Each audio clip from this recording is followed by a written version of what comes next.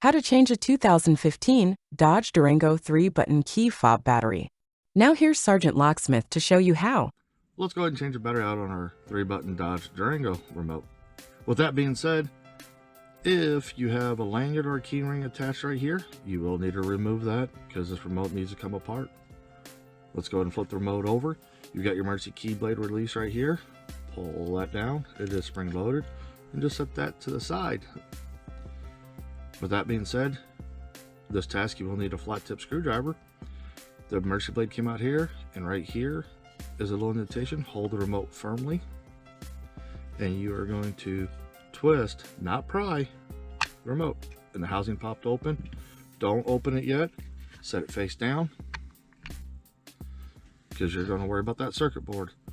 If that circuit board were to have moved, you'll notice there's a little indentation in the circuit board. Then you got a little plastic peg.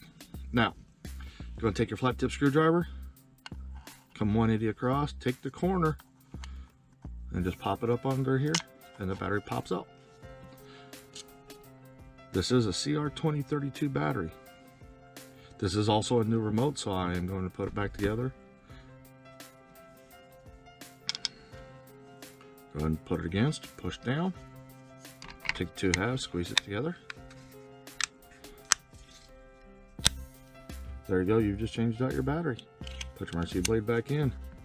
Hey, thanks again for watching, and let's be safe out there.